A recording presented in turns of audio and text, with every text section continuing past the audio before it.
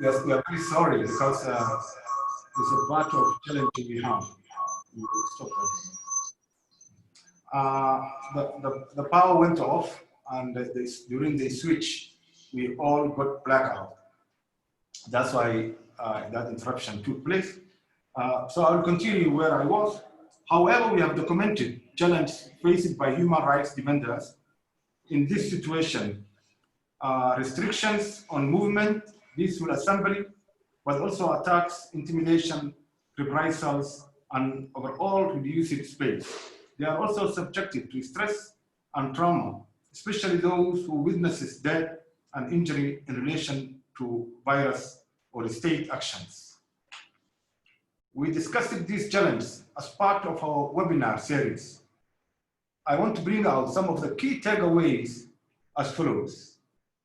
1, at personal level, COVID-19 threatens human rights defenders' personal health and that of their family members. It also has an impact on their livelihoods and ability to work, and psychological impact due to the change of our reality, lack of freedom of movement, and inability to interact socially. Number 2, human rights defenders need to monitor measures and constraints and adapt to their work. Some have been targeted. Reprisals have increased in some contexts, and there is a risk of fear and discouragement. Number 3, the crisis highlighted long-lasting choices, totalitarian surveillance, vis-a-vis citizen empowerment, isolation vis-a-vis collaboration. 4, the pandemic has revealed more than ever the importance of freedom of expression and access to information. Human rights defenders should be seen as allies rather than threats.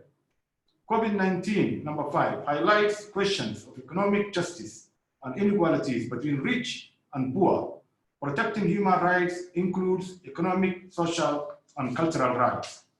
Number 6, women human rights defenders face an extra burden during this crisis. We need protection and strategies for women human rights defenders to work in these conditions.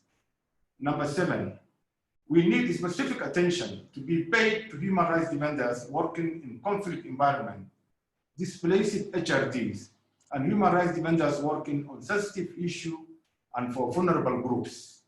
Those are some of the highlights of the webinars we had, the takeaways we have noted. Human rights defenders' well-being is essential.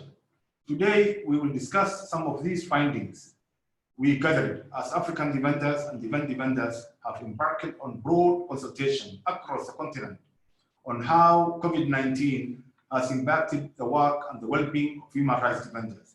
We have documented and compiled a set of challenges and lessons learned to address the situation. Levels of mental health awareness among HRDs remain poorly low and resource scarce. As we are now, allow me to invite the first speaker of the panel, Mr. Pepe Juliana Onsima, who have worked extensively on minorities' rights, especially sexual minorities' rights, to bring to us an analysis of the current trend and situations of the LGBTI community across the continent. Pepe, the floor is yours.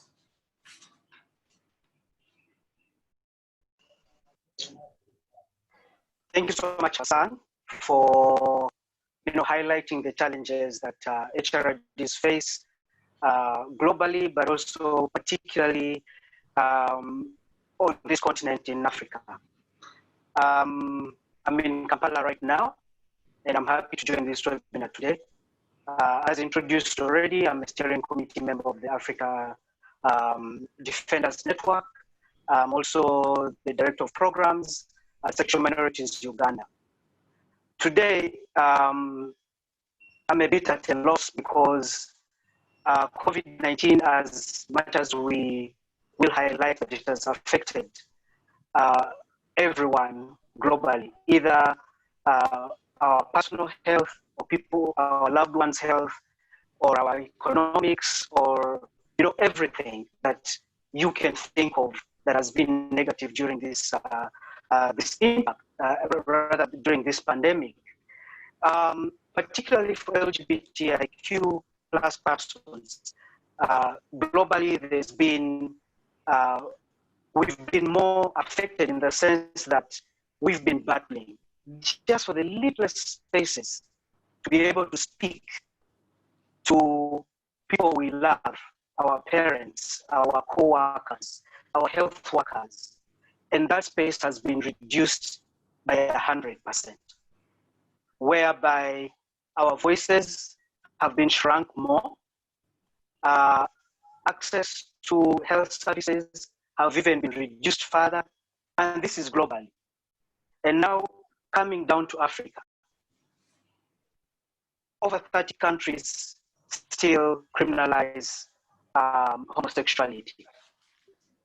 And when you speak about LGBTIQ persons in Africa, everyone dashes to sexual acts, they dash to discriminate, they dash to everything negative about who we are. So when the pandemic broke, and at first, there were rumors that it does not affect Africans, and then it was full blown, it was affecting Africans. And as it was affecting Africans, remember, the LGBTIQ Africans as well. So while attention was being paid to, to different age groups, to different genders, it just keeps going down. And we kept on seeing ourselves as LGBT persons just at the bottom of the pit or at the bottom of the chain. So some of the things that, are affecting us right now are the issue of health. Hassan, you mentioned issues of psychosocial health, of mental health issues. Mental and emotional health issues are really, really at the peak for LGBTIQ persons in Africa.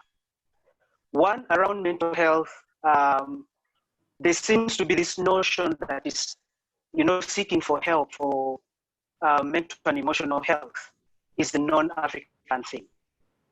So with all the troubles that we go through, the torture, physical torture, emotional torture, the stigma, alienation, you find that our levels as LGBTIQ persons in Africa is really at its peak. We were just beginning to access people who want to actually listen to us and help us heal from the traumas that we've suffered. And COVID-19 has blocked that. The fact that there were guidelines about not moving around, that means that you cannot access your healthcare provider. That means that, you can't move. When you move, there are people who will identify you. And this sometimes seems very foreign to people, that are you walking around with the sign that you're LGBT? No. But people actually attack you based on their own, perceptions of what an LGBTIQ person looks like, and they attack you. So for us, it has then made us sort of confine ourselves further and not even reaching out. The second thing is about economics, the economic challenge. Right now, we're on a webinar. We are not physically able to meet. Transgender persons, LGBTIQ persons across Africa have suffered the challenge of an economic life. So how do you then afford data? How do you afford a private car to go to your health, service provider? It's just been impossible for us to do that. And of course, there have been ways around that, but I need to mention the challenges to you so that you understand that as we are all affected, the populations that are even further are affected. The social bit of it, some of us have had the challenge that maybe we were visiting our loved ones who actually don't want us, but then in the course of that visitation, lockdowns were enforced. And we've had to live with people who do not want us, who do not understand us, who do not even want to open up their minds to who we are. So it has driven some people to even further homelessness. Some of the community members or HRDs who work on SOGI issues have been, they've ended up experiencing intimate partner violence, which in heterosexual terms would be gender-based violence. There's so many levels, and I hope really, like in the 2 hours, and with all the speakers, that I'll have a chance to say much more to that. There's been an issue of asylum seekers or refugees. Like I said, I'm speaking from Kampala. There are reports coming from our neighboring Kenya, where we have over hundreds of Ugandan LGBTIQ persons who fled there. And COVID-19 has even further affected them while in their camps. The refugees in general, COVID-19 has affected them, but it has further continued to stigmatize and marginalize LGBTIQ persons who are seeking refuge in an alternative country. It's also further affected how we collect data. I'm speaking about research. How do we quantify? How do we qualify these issues that I'm talking about? It's very difficult. Resources that are coming to LGBTIQ human rights defense are limited. Remember, myself as an LGBTI human rights defender, or an HRD who's working on SOGI issues, I'm a transgender person. Yes, you might look at me and you think, oh, he passes, oh, he looks heterosexual, oh, he looks, all these things. I still go through discrimination because I chose to transition and grow within my country, my country's space, so that they understand that people like me exist, and that with time there's acceptance. But you find that it's even difficult for me as an HRD, a non-HRD, to move to certain spaces, to speak in certain spaces. So my well-being is affected with all these things that surround me. My work eventually is also surrounded and affected by all the things that I experience. Because when my community is experiencing intimate partner violence, torture, arrest, homelessness, mental and emotional health issues, I am affected as a leader. As a person who brings this to the table of human rights defense, I am affected. And I must, wind up this part of the introduction by saying that personally, I have suffered emotional and mental health, issues during this COVID-19 crisis. Being locked up and failing to reach people that are my clients, because I'm a trained counselor, and the people that I was offering psychosocial support to, and that limited me, eventually affecting my own well-being. But I'm happy to also report that as I speak today to the rest of you and joining my other human rights defenders, that I'm in a better shape. I thank you, and I hope to interact more with you during the course of this webinar. Thank you so much, Hassan, and the rest of the speakers. Thank you, Pepe. That was very powerful presentations, and thank you for testifying about the peculiar challenge transgender activists experience in the continent. You personify a living testimony of a struggle for human rights in your country and in the continent. That's why you are a member of our steering committee, because you bring a very powerful perspective of real and tangible violations which is happening against the members of the LGBT community, particularly the transgender community. I want to welcome my fellow memory Bandera. As an expert of women's rights, you have documented a specific issue affecting women human rights defenders. During some of the webinars we have had, you led and participated convening of women human rights defenders who are trying to form their own coalitions in each and every country, and also at continental and sub-regional level. You have been in the forefront of our research when it comes to women human rights defenders, and advising the researchers and as a principal investigator to go into the area where things are happening in the continent. What are some of the challenging situations you can share with us, Memory, today? The microphone is yours. Thank you, Hassan, and welcome everyone. I'm very delighted to be part of this panel and just want to share some of the challenges that we have picked over the years, but also to narrate down to the challenges that women have been facing during this period of COVID-19.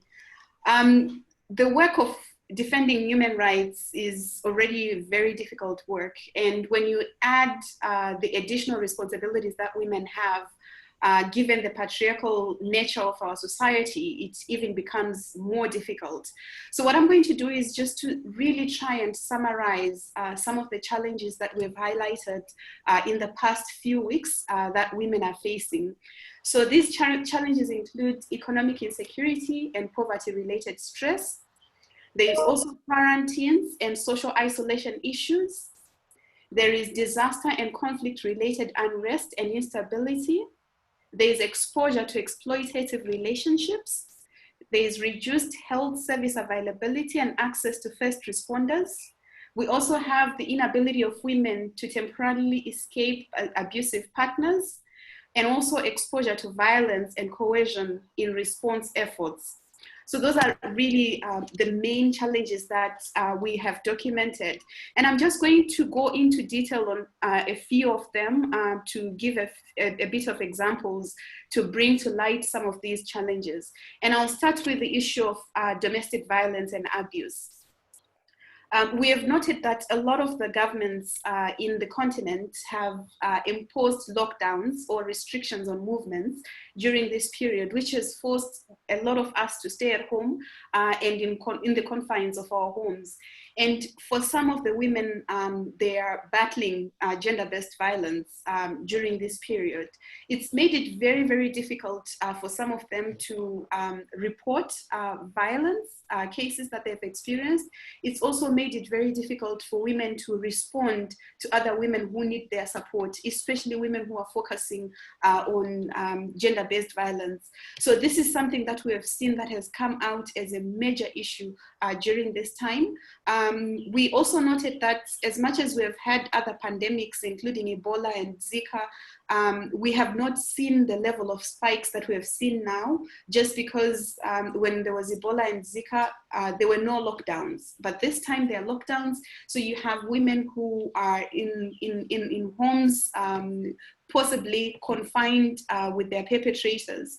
And we have seen the statistics go up quite significantly in some of the countries. UN has documented some of the violations that have been reported. We have seen UN record especially high rates of violence in Kenya and South Sudan in our region. We have also seen here in Uganda, the Independent magazine reporting 328 cases of gender-based violence and 102 cases of child neglect recorded within a period of 1 month. And this is a 60% increase of normal reports of cases that are usually recorded. And we also see that this trend is not just something that we're seeing here in Africa, it's a global trend. I was looking at the UN statistics, and just over a period of 1 month between March and April, countries like France recorded an increase of 30% of domestic violence, Argentina 25%, Cyprus 30%, Singapore 33%. So this is something that we are seeing as a global trend, where women are actually having difficulties with issues relating to gender-based violence.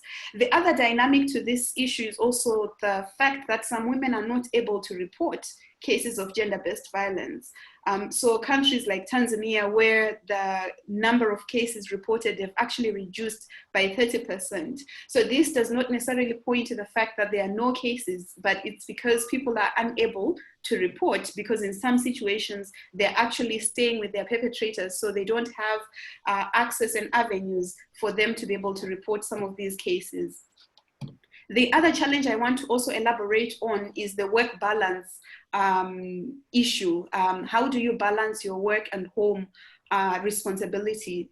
In our continent, we know that taking care of the domestic sphere is something that is assigned to women. So women are more likely to bear disproportionate care when it comes to childcare and general household responsibilities.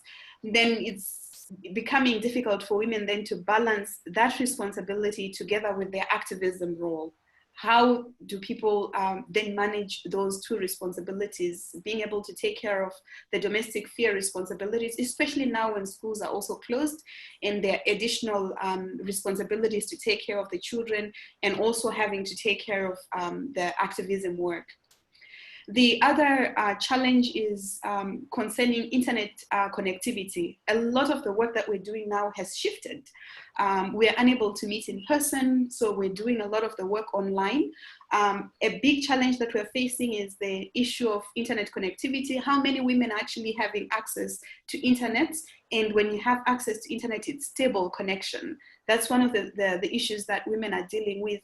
So some of the women human rights defenders are able to access internet, they're able to get a stable connection, but then the women that they work with, the women that they are supporting, especially in rural areas, don't have that kind of connectivity that they might need. So it's creating a divide between people who have accessibility to internet and those that don't have. And of course, in most cases, the people that don't have internet connection are the people that actually need support more often. And still on the internet connection issues, you also have digital security issues that are coming up as people work more and more online. We're also seeing increased numbers of cyber attacks on women. And the question that I have now is how women prepared to protect themselves online. If they at all know what to do. Of course, there are some people who have been trained on how to protect themselves, but how many of these women actually know what to do when they're attacked online? The other issue is the accessibility of services and the basic documentation of cases of violence. Accessibility of services has been a big issue, especially where there are lockdowns and restrictions in movements. We have seen cases where women have not been able to access basic health services. Women have not been able to report cases of violence. We're also seeing on the part of women human rights defenders, difficulties in documenting cases of violence. So this is a really big challenge, because then it limits access to justice for women and for women human rights defenders to be able to do their work. There's also the issue of limited opportunities to access legal services, because when you have limitations in movement, and if women's organizations are not considered as essential services, then you see the limited access to legal services. So women are not able to actually access justice systems to be able to lodge in their complaints, to be able to follow up on cases. In one of the webinars we had from an Ethiopian women human rights defender who elaborated on one of the women's organizations, the Ethiopian Women Lawyers Association, which was having difficulties to provide legal aid services to women. The courts are closed, so they actually can't take the cases to court. So those are some of the issues that we're having. There's an issue that Pepe also touched on, the psychological toll of COVID-19 on defenders in general. And I want to bring in the aspect of women in this case, because the social networks have been tampered with. So women have their traditional spaces where they meet, in churches, in mosques, in different informal settings. And because of the lockdowns, those have not been possible for most women. So that has caused also an additional layer of responsibility and of weighing down on the mental well-being of women during this period. There is also the cases of women who are working in conflict situations, including refugee women that have been impacted with this pandemic.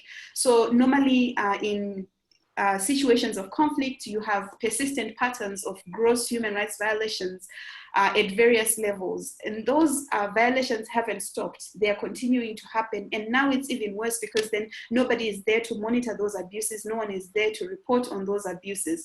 So you can see from some of these examples that women human rights defenders are more vulnerable when it comes to pandemics. They are more marginalized because of who they are, but also because of the work that they do defending women's rights. So I'm hoping that during the course of this conversation, we'll be able to talk more about how women are coping and some of the recommendations that we can share on how women can cope up during this period. I want to stop there for now. Thank you, Hassan. Oh, thank you so much, Memory. I have a follow-up question, but I will definitely ask you later. I want also to give the floor to the panelists, for the rest of the panelists. But there's pop-up coming up of a small questionnaire, which gender you are, which continent you are signing. Please just tick and submit. It doesn't need time to fill. Your screen, you may find it from time to time. Thank you. Brian Dooley, thank you for joining us. Yourself, I know you as an activist and the author, and I'm sure as a senior advisor to the UN Special Rapporteur in Africa, what are the trends seen so far on the continent and what effective response the mandate has provided so far? I know the mandate is still starting, and but what are the feelings? What are you getting now from African continent? And across regional issues which are happening, do you think we have more challenge here compared to suppose Latin America? Please highlight some of the cases now you are coming across. Thank you, Brian. Thank you very much, Hassan, and thank you for inviting me. Let me first of all say I'm going to talk, je vais parler en anglais, mais doucement. I'll try and talk slowly in English. First of all, let me apologize for not being Mary Lawler. She wanted to participate in this. She was looking forward to participating in this, but then she was pulled away to attend a mandatory induction session for all of the new special rapporteurs. So she sends her apologies for not being here, and I am certainly an inadequate replacement, but I will. I'm more than happy to participate. Thank you very much for inviting me again. I would say from talking to human rights defenders in Africa over the last month or 6 weeks since Mary and I began in these roles, it's pretty clear that many of the challenges that human rights defenders face in Africa are very similar to those being faced elsewhere. I see Memory mentioned that some of these problems are global, for instance, around domestic violence. It's also true in some regions also really have very major difficulties with stable internet connections. What we've seen similar also confronting human rights defenders in Africa and elsewhere is because more of their work, again, as Memory outlined, has shifted online, then there are not necessarily new, but more acute threats around digital security. Certainly, we've seen in some places, including in Latin America and also in Africa, a rise in threats, physical threats, including death threats against some human rights defenders, who feel vulnerable because in some places now they can't move around for their own safety. They are stuck working at home. And so people who want to threaten them or attack them have a much better idea of where they're likely to be day and night than if they were able to move around and change their routes and be sometimes at the office and sometimes at other places. Again, that's something we've seen in other places too. One of the other issues which has come up is around human rights defenders who are in prison. Clearly for people in detention, COVID represents a really terrible, sometimes lethal threat. And so we've been trying to do some work around that issue, and I'd be interested in hearing of people's experiences, especially if they're successful in trying to get releases, even temporary releases of human rights defenders who have been held in jail on health grounds because of COVID, on public health grounds. We've been trying to press this argument in various places that clearly the more prisoners there are, the greater risk not only to other prisoners, but also to prison staff.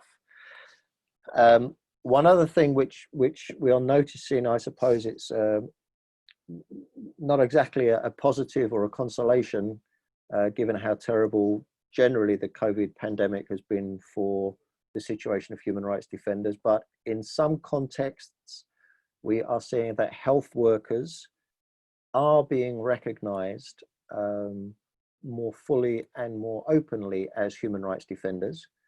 That has been a struggle sometimes in the past, but we're hearing of places, again, this isn't confined to Africa, where people who were not necessarily acknowledged as classic human rights defenders, whether they were scientists or journalists writing about medical issues, or people who clean hospitals and clinics, are being acknowledged, and rightfully so, as human rights defenders. I don't want to talk long. Honestly, I'm most interested in continuing to hear about experiences of African human rights defenders. But one question that we are trying to get answers to in Africa and elsewhere are examples of human rights defenders who have been targeted specifically for trying to tell the truth about COVID. So whether they are scientists or medics or journalists who are writing perhaps around the number of cases in the country, or the lack of protective equipment for medics in the country, or who are writing about the government's incompetence in dealing with COVID. Those who have been targeted for trying to tell the truth, who've been silenced for that, we're very interested in hearing about those cases. I see some questions coming up in the chat, and I will try to respond to those individually. But that's it for now. Thank you. Thank you so much. Yeah, there's follow-up questions for you and also for the rest of the panelists, which Nicholas is summarizing up and sending on my screen.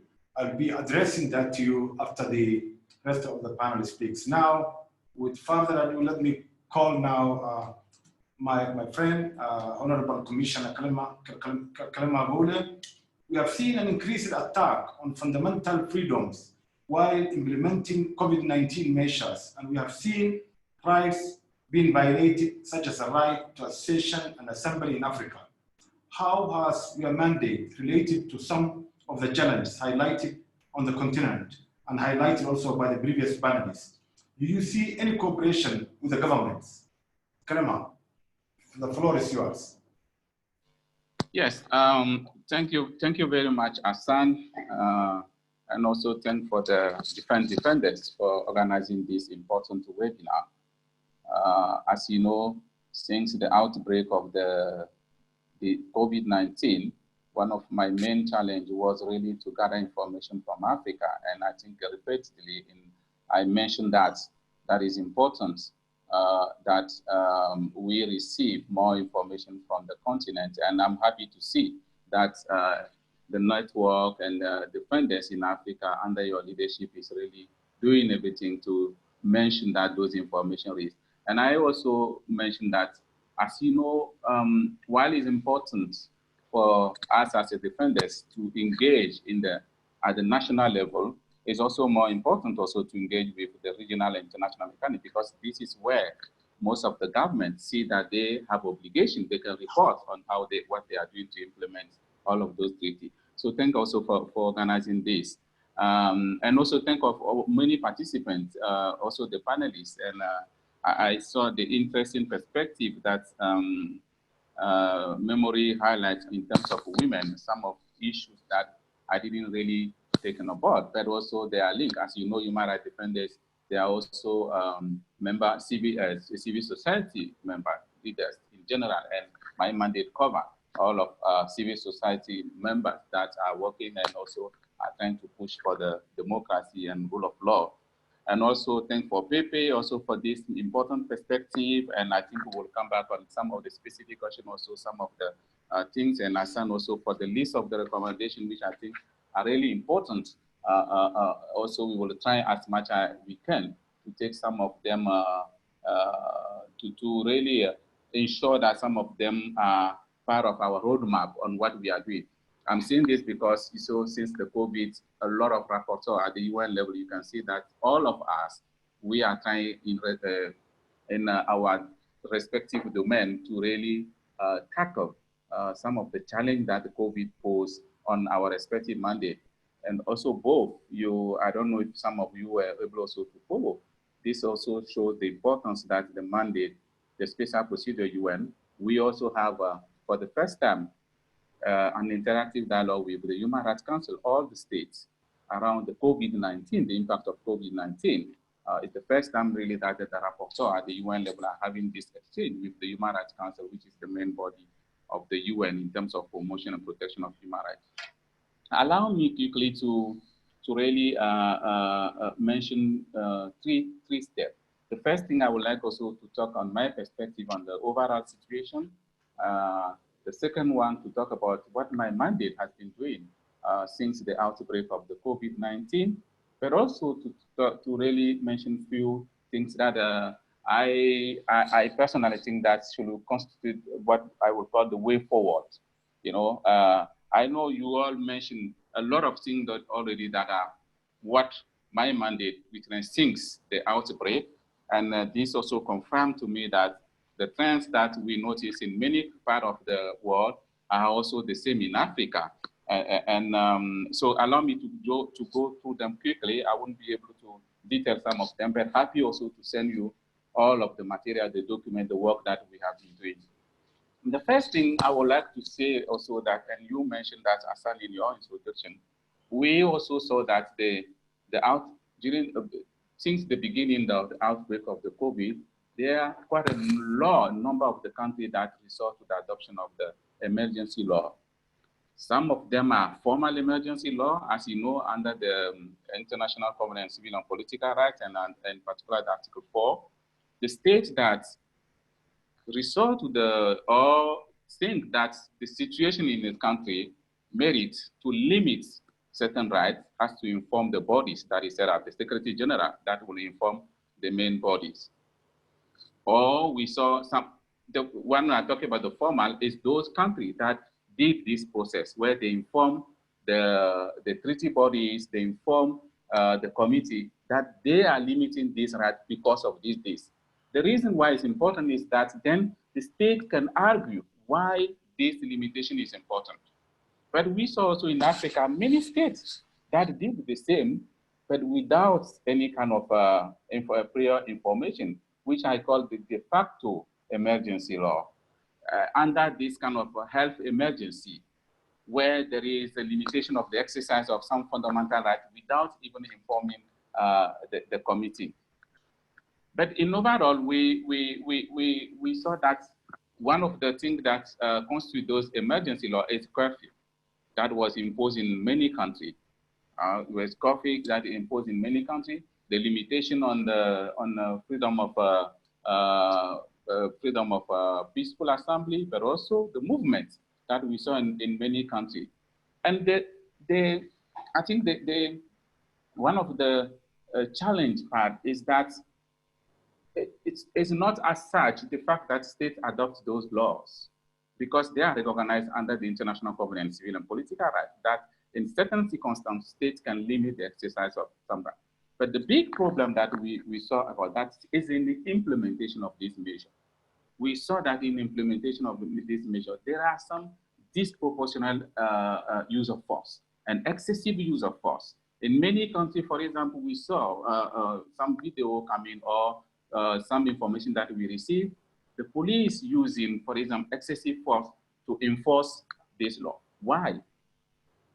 Because in many cases where those laws was adopted, there is no prior consultation with civil society. There is no prior consultation with community. So those measures are not adapted to the community's way to live, to the way that the state is structured, the way also that the state is able also to provide means in order to be able also to limit the impacts of some of these measures. There is no also consultation with human rights defenders that are the main partner of government that can be also the heirs or can be also the partner to inform society about the relevance of this measure. And I mentioned that also in many times telling the government that, listen, the COVID is what is happening currently with the COVID, with all the spread, with all the impacts on economy, with all the impact that you mentioned on health issues and defenders work.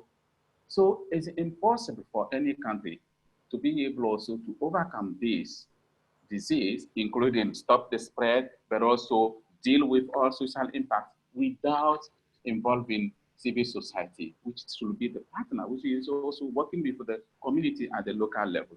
So we saw that there are some of these measures that are not responding to they are not in line with how society, communities live, and the reaction of some communities is that people don't respect those measures. And sometimes the law enforcement use force, and we saw a violation of fundamental rights, including right to life, including right to not be tortured, including also in many cases also arbitrary arrests. And Brian, you mentioned also some of the defendants that are in prison because they raised their voice to against some of those measures that is not compatible, or they are not really in they are not providing any kind of remedies, because in many cases, whenever state resolve, and it's under the covenant, when states resolve this measure, when the state communicates, then the body will ask state also, what are some of the measures put in place in order to ensure that in the application of this this measure or this curfew or this emergency law, there is no impact on fundamental rights, like right to life. And we also notice that one of the things, and I guess there's so many in Africa, but I can hear you say, we also notice that the COVID itself become a pretext for some repressive government now to really reinforce their power through the adoption of some of the decrees. Some of the measures that should not be adopted through decree are adopted because there is this declaration, or some of the measures that are not necessary in order to fight COVID. And one of the things that one time I asked somebody, asked me, okay, why some of this measure from to implement COVID measure, or some of these law adopted do not give more power to the medical personnel, but sometimes give more power to the military to go on the street to arrest people. So what is the proportionality of these things? What is the necessity? In normal situation, the medical personnel should be one that will be reinforced in that one. So we saw many countries adopting some of these laws. But also, we also witnessed in many parts of the world, and I think it's also coming in Africa, that COVID also became a pretext for many countries also now to postpone elections.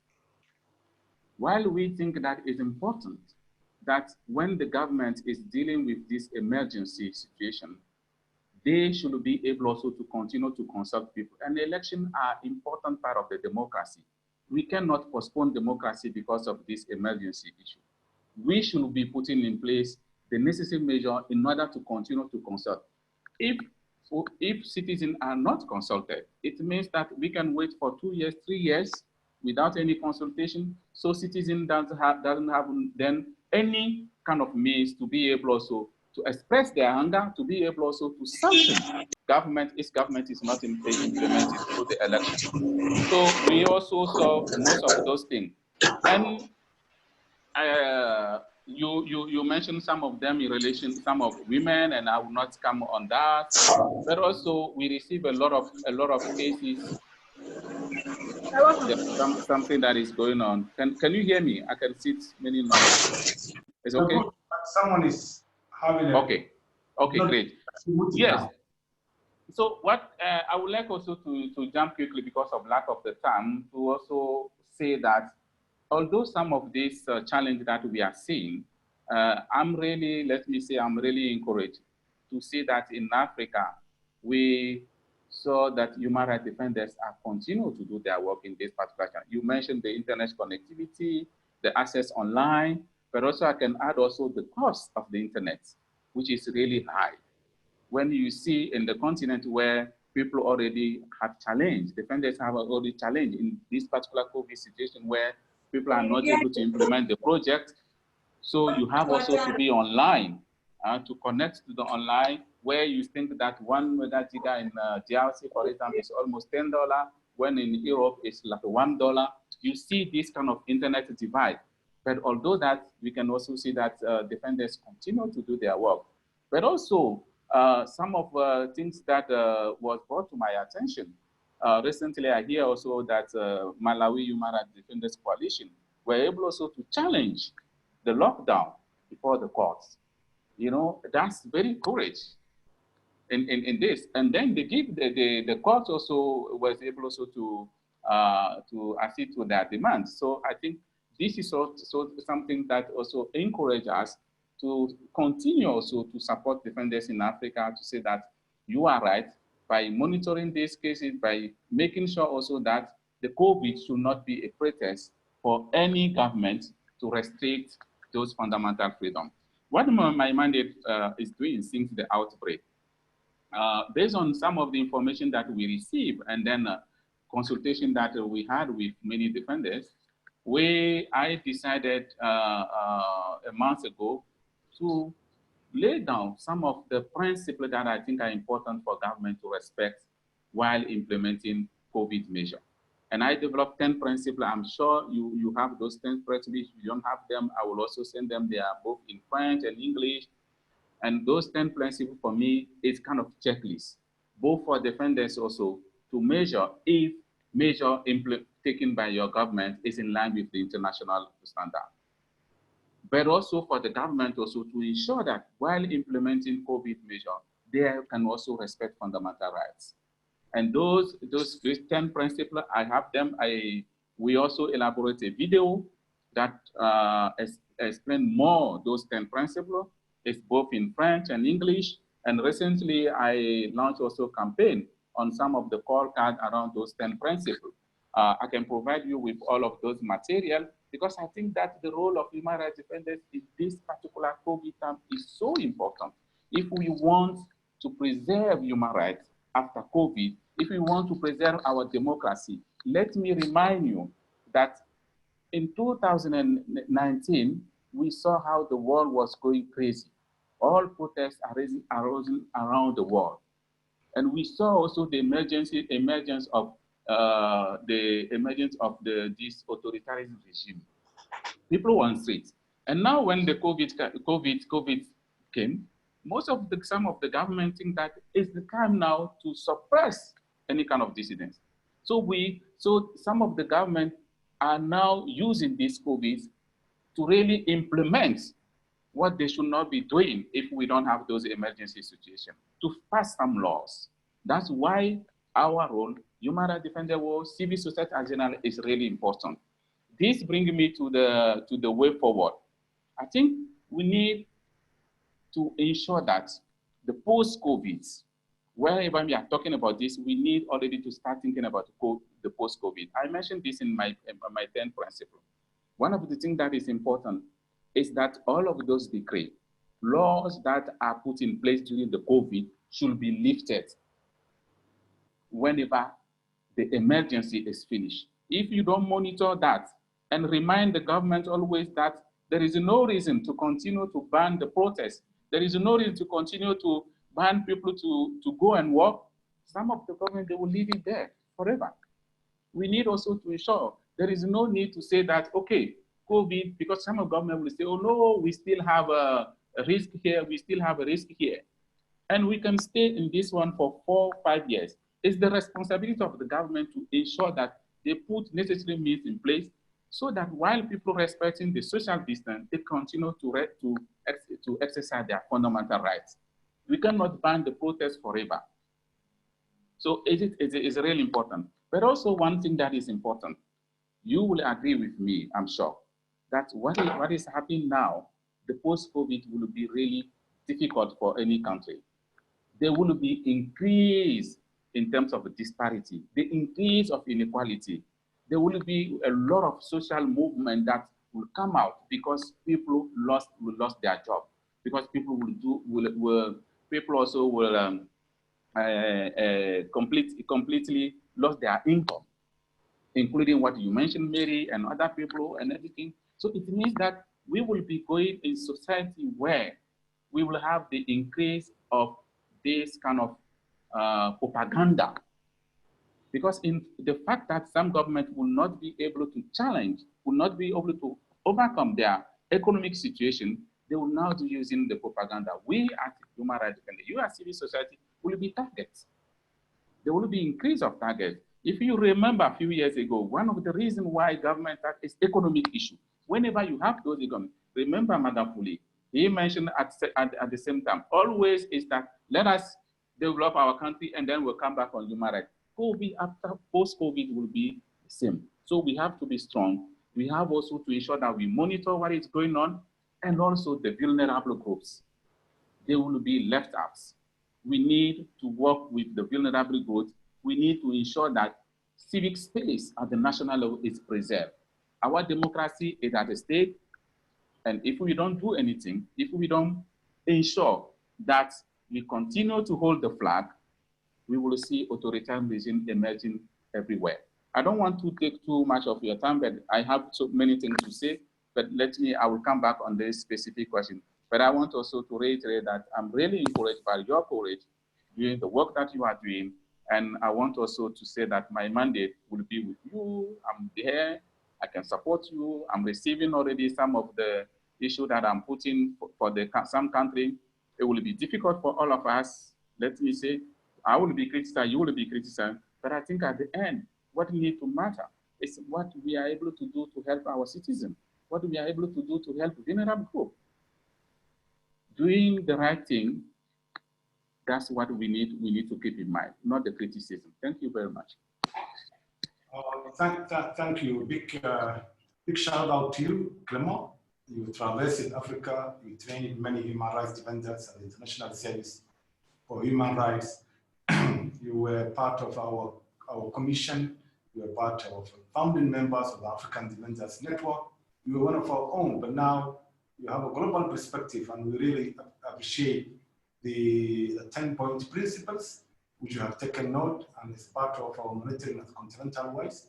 And we'll be sharing that as part of the note as a next to the participants because we have a note takers when the webinar ends.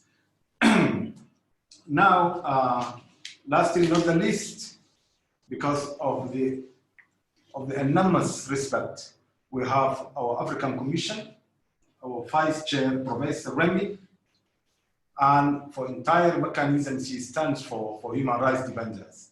Professor, you are in Kinshasa, if I'm not wrong. What are the measures, if I start with you, a question, and the mechanisms put in place by the African Commission to document and adequately respond to violations against the human rights defenders, number one? What's the state perception in addressing issues pertaining to human rights defenders in Africa? Because you are governmental, interstate mechanism. What actions you think should be taken by the African Commission to call on state parties to ensure protection of human rights defenders during these trying times of COVID-19? The floor is yours, Honorable Commission.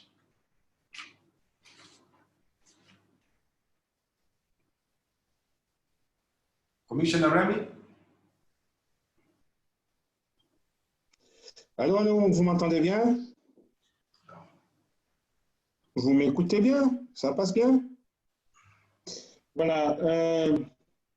Merci beaucoup d'abord à Defenders pour l'initiative prise de réunir les principaux mécanismes onusiens et africains qui s'occupent de la question des défenseurs des droits de l'homme, aussi bien en Afrique que partout dans le monde, parce que les Nations Unies, c'est quand même le monde entier. Je voudrais non seulement remercier Hassan de nous avoir réunis cet après-midi tous, mais aussi remercier les brillants orateurs qui m'ont précédé, notamment le défenseur des droits de l'homme, Pepe, qui a parlé des droits des LGBTI en Afrique et la manière dont ils sont impactés par le COVID-19, ainsi que les défis qui sont les leurs au cours de cette période. Ma première réaction d'abord par rapport à cela, en tant que commissaire, vice-président de la Commission africaine des droits de l'homme et des peuples, le rapporteur spécial sur les défenseurs des droits de l'homme, c'est-à-dire que l'Afrique, prévoyant qu'elle est, à travers la résolution 275 ou 275, a déjà trouvé la première forme de réponse qu'il faudrait apporter à tous nos amis défenseurs de droits de l'homme qui travaillent dans le secteur des LGBTI. Je voudrais aussi saluer la brillante intervention de Bandera sur la situation des femmes défenseurs de droits de l'homme en cette période de Covid, notamment le harcèlement dont les femmes sont victimes en cette période, ainsi que les difficultés qu'elles ont pour l'instant de devoir travailler librement sur Internet, ou même d'accéder à Internet dans cette période.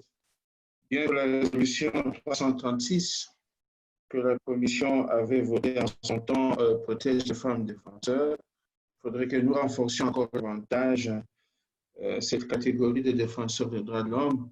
Je voudrais vous féliciter pour votre brillante intervention. En tout cas, l'intervention de Brian Dooley, je ne sais pas comment le prononcer en anglais. J'ai beaucoup aimé son speech, son discours sur les défenseurs des droits de l'homme émergents. Ce sont des thématiques pour lesquelles nous devons faire très, très attention par ces temps qui courent. La question des professeurs, des gens qui travaillent dans les hôpitaux, des médecins, des journalistes, des scientifiques qui sont obligés de dire des vérités, mais qui subissent des représailles pour ce travail-là. Nous devons veiller à cela. Et merci aussi à Clement Voule pour la qualité de son intervention très structurée sur la question de défense des droits de l'homme pendant cette période et la question des libertés de réunion et d'association en Afrique. Alors pour ma part, je voudrais dire à tous les webinaires que nous devons d'abord nous rendre compte que l'humanité prise globalement n'a pas connu ce genre de situation avant la création de nos organisations. La dernière pandémie majeure qui a touché la plupart des pays, c'est la crise espagnole de 1920. Or, si nous parlons de crise espagnole de 1920, ça signifie que c'était une crise qui est arrivée avant la naissance de nos organisations. Il vous souviendra que les Nations Unies ne sont qu'une création de 1945 avec les conventions qui ont commencé à naître à partir de 1965, 66, 67 et ainsi de suite.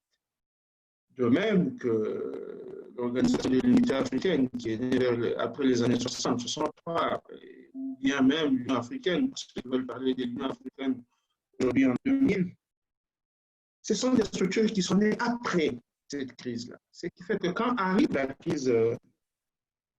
crise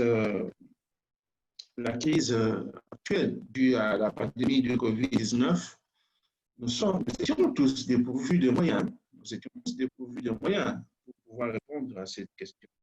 Mais alors, les analyses que nous faisons doivent comporter beaucoup de nuances parce que la situation est inédite. Elle n'est jamais arrivée. Depuis qu'on a créé nos organisations, on n'a pas encore connu ça. Vous allez vous poser la question, mais tout ça, qu'a fait la Commission africaine des droits de l'homme et du peuple? D'abord, immédiatement, dès que les gens essaient de sortir de notre session extraordinaire, il y a Hassan qui posait la question tout à l'heure, si je me retrouvais à Kinshasa, pas du tout.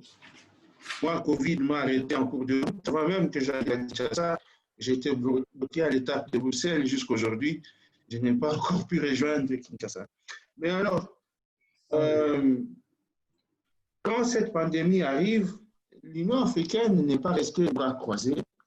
Ceux qui ont coutume de vérifier sur nos sites, nous avons déjà sorti 2 communiqués de presse, 2 importants communiqués de presse montrant que, premièrement, la pandémie de COVID-19 a impacté toute la charte africaine des droits de l'homme et des peuples.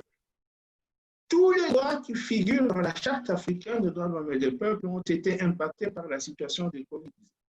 Et du coup, tous les mécanismes spéciaux de la Commission africaine des droits de l'homme et des peuples, en ce compris le mien, celui des défenseurs des droits de l'homme, ont été interpellés par cette crise. Le droit au travail, le droit à la santé, le droit des femmes, le droit des LGBTI, les droits des populations autochtones, les droits des migrants, les droits des exilés ou des asilés. Tous ces droits ont été impactés. C'est pour cette raison que la Commission a sorti 2 communiqués de presse. Le premier, c'était fin février, et le deuxième, dans la première quinzaine du mois de mars, montrant que les États doivent faire très, très attention, compte tenu de la pandémie qui impacte toute la charte, ils doivent faire très attention pour que le droit de l'homme ne soit pas totalement sacrifié, les droits de l'homme ne soient pas totalement sacrifiés dans les mesures restrictives que les États prenaient à l'époque pour pouvoir faire face à cette crise. Et la plupart des mesures restrictives sont celles qu'a évoquées le rapporteur spécial Clement, c'est celles qu'a apporté le rapporteur spécial Clement lorsqu'il parle des mesures d'état d'urgence. Tous les pays systématiquement ont pris des décrets, des ordonnances présidentielles, des décrets de Premier ministre, restreignant les libertés. Mais je voudrais rappeler à tous les défenseurs des droits de l'homme d'Afrique, tels que vous êtes, quand je disais que la situation est inédite, c'est que la Charte africaine des droits de l'homme et des peuples n'a même pas prévu l'hypothèse où, en cas de pandémie ou de crise majeure, les États pouvaient prendre des mesures restrictives. C'est ce qui fait la différence entre l'Union africaine, l'Organisation de l'Unité africaine, anciennement, aujourd'hui l'Union africaine, et les Nations unies. Parce que lorsque vous allez regarder le pacte international relatif aux droits civils, le pacte international relatif aux droits économiques, sociaux et culturels, ou les autres conventions spécifiques sur discrimination raciale, sur la discrimination à l'égard des femmes, toutes les conventions que vous connaissez, les traités de base des Nations unies, vous verrez qu'il y a des possibilités de déroger à ces conventions. Il y a possibilité de prendre des mesures restrictives en informant le secrétaire général des Nations unies, en lui disant pendant un certain temps, je voudrais un peu anesthésier un certain nombre de dispositions de la convention à laquelle je suis parti, en raison d'une crise X ou une crise Y que je connais dans mon pays. Ce qui n'est pas le cas pour l'Afrique. Tout la particularité لا أستطيع أن أجد اللغة fait réagir la Commission الإنجليزية لأترجم من الفرنسية. إذا المستمعين في اللغة العربية سيواجهون مشكلة في هذه إلى أن تحل هذه القضية. إلى أن تحل هذه القضية. Entre les deux, c'est vrai, pour la pandémie, on ne pouvait plus rien faire, mais il faudrait veiller en sorte que les droits des citoyens tels qu'ils sont impactés ne soient pas violés. Alors, 2 droits vont m'intéresser pour cet après-midi.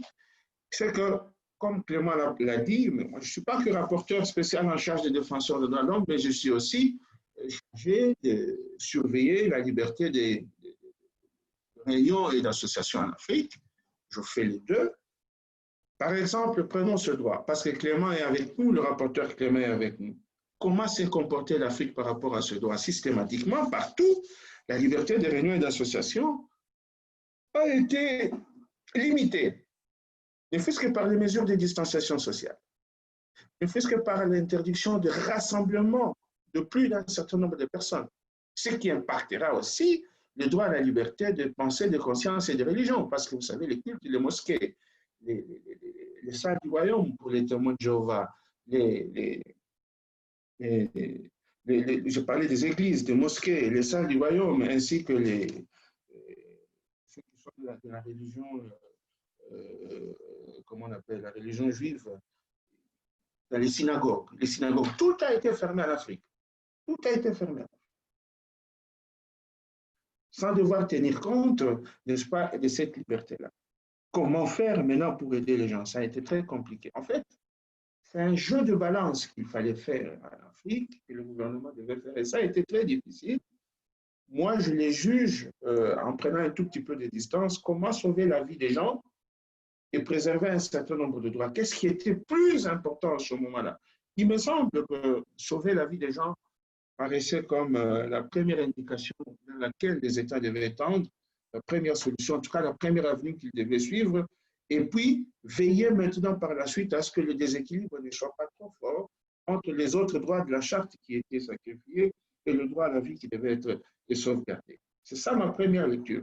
Deuxième lecture, et là je vais un peu parce qu'il s'agit d'un débat. Il s'agit d'un débat, il faut mettre un peu de piment dans les débats. Je voudrais un peu m'écarter un tout petit peu de la lecture qu'a le rapporteur spécial Clément par rapport à un droit comme le droit des élections libres, honnêtes et indépendantes. Vous savez que l'Afrique est le continent qui a organisé le plus de scrutins. L'Afrique est le continent qui a organisé le plus de scrutins pendant la pandémie du COVID-19. Vous vous rappellerez du Burundi qui a organisé ces élections, du Togo qui a fait ses élections, le Bénin, le Mali qui ont fait leurs élections pendant cette période. La question que je me suis posée, interdire aux gens, par exemple, de se rassembler librement, d'aller prier librement, mais de l'autre côté, parce qu'il s'agit des intérêts gouvernementaux, des intérêts politiques, leur permettre d'aller voter alors que les conditions sanitaires demeurent les mêmes, les risques pour la vie des personnes demeurent les mêmes, tout simplement parce qu'on veut satisfaire, on veut obtenir sa légitimité pour pouvoir continuer à gouverner une nation. Je trouve que la lecture que les dirigeants africains ont eue par rapport à cette pandémie et à un certain nombre de droits me paraît tout de même une lecture déséquilibrée. Parce que ces pays-là ont organisé les élections. Et là, quand je disais que je m'écarte un tout petit peu de ce qu'avait dit mon ami Clément, c'est que lui, il pense qu'on ne peut pas reporter la démocratie. Moi, je suis plutôt d'avis que lorsque la vie des gens est en danger, lorsque la vie de toute une nation est en danger, parce que les élections présidentielles et législatives, c'est toute une nation qui doit aller voter. Or, vous savez que Covid, la voie de contamination, ce sont les points de contact, ce qu'on appelle les points de contact, les poignées, je ne sais pas moi, les surfaces, toutes les surfaces. Or, qui dit élection dit surface, manipulation des bulletins, manipulation des stylos, manipulation des portes, et tout ça. Pour tout un pays, j'estime quand même que c'était très grave. Moi, je suis plutôt d'avis qu'une élection peut être reportée lorsque on est en situation de pandémie. Maintenant, documentation des cas. Documentation des cas. Je n'ai jamais reçu autant, et vous le verrez dans le rapport qui va arriver si nous arrivons à tenir une session ordinaire dans les jours à venir. Je crois que nous avons connu plus de cas de violation des droits de l'homme, des droits des défenseurs des droits de l'homme que par le passé. Beaucoup d'organisations ont été proactives, même si d'autres sont en train de sommeiller encore. Il y a des cas qui nous parviennent encore, ont été proactives pour nous communiquer les cas de difficultés des défenseurs des droits de l'homme. En tout cas, je ne peux pas dire dans quel secteur, dans tous les secteurs, ici chez nous en Afrique. Et nous avons été très prompts très rapide pour pouvoir interagir avec le gouvernement à travers le mécanisme que vous avez accepté, celui des lettres d'appel urgent pour interagir avec le gouvernement, et c'est tant soit peu de les inviter à avoir un regard sympathique avec un regard sympathique en tenant compte de l'arsenal juridique que la Commission a déjà mis à la disposition des États pour protéger le droit des défenseurs des droits de l'homme. Donc, nous n'avons pas manqué, à travers les cas qui nous ont été communiqués, de leur rappeler le contenu de la résolution 104 qui a créé ce mandat et qui définit clairement quelles sont les compétences de ce mécanisme par rapport à cette question. Nous leur avons aussi rappelé la résolution 273, 273 pour ceux qui s'expriment comme les vrais francophones, qui étant le mandat du rapporteur sur les questions sur les représailles. Nous leur avons également rappelé la résolution, j'ai parlé de la résolution 69, de la résolution 104. Nous leur avons rappelé également la résolution 275 pour la situation particulière des LGBTI qui sont doublement vulnérables, comme l'a dit si bien notre ami Pepe, en ce qui concerne le droit des LGBTI en Ouganda et partout en Afrique. Et enfin, pour les femmes, nous rappelons, parce qu'il y a des femmes qui sont victimes pendant cette période, ne serait-ce que cette question de violence conjugale, aussi bien pour les femmes en général que pour les femmes qui sont défenseuses des droits de l'homme. Nous rappelons aux États le contenu de résolution 336 qui protège justement les femmes défenseurs des droits de l'homme en Afrique. Et dans notre rapport qui arrivera, vous verrez tout ça. Je ne voudrais pas oublier, comme le soulignait si bien Pepe, la question d'asile. L'asile des défenseurs des droits de l'homme est déjà difficile dans le contexte normal. C'est pour ça que j'ai toujours félicité le projet des cités Ubuntu que Hassan et d'autres partenaires sont en train de développer ici en Afrique, mais particulièrement en cette période difficile, il faut documenter les cas des LGBTI qui ont des difficultés pour pouvoir chercher l'asile. Et je serais trop intéressé par ce qu'a dit Pepe pour ceux, les LGBTI qui ont des difficultés de demander l'asile au Kenya. Je lui demanderai vraiment de continuer à travailler avec le mécanisme. Comme vous le savez, Hassan, nous avons un intérêt particulier, vous et nous, à devoir orienter l'Afrique vers cette voie, la protection des défenseurs des droits de l'homme qui vivent en exil. Et nous avons voté une résolution pour qu'une étude soit produite dans cet égard. Nous devons travailler avec Pepe pour qu'il nous fournisse pas mal de renseignements à ce sujet.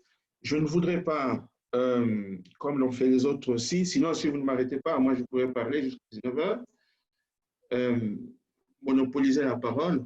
Je vais vous la retourner parce que l'essentiel, c'est que pendant les débats, nous allons encore échanger davantage. Mais je vous ai donné une vue d'ensemble un peu panoramique de la manière dont je vois l'impact ou les défis qu'a causé la pandémie du COVID-19 partout en Afrique, en ce qui concerne tous les droits qui figurent dans la charte et les réactions que nous avons eues en tant que mécanisme par rapport à cette situation. Pour le reste, je me mettrai à la disposition de la plateforme qui nous réunit cet après-midi pour répondre à quelques questions. Mais, d'ici une trentaine de minutes, je devrais faire un petit déplacement. Je suis encore disponible là. J'espère que d'ici une trentaine de minutes, nous aurons terminé. Voilà, j'ai fini. Je vous remercie.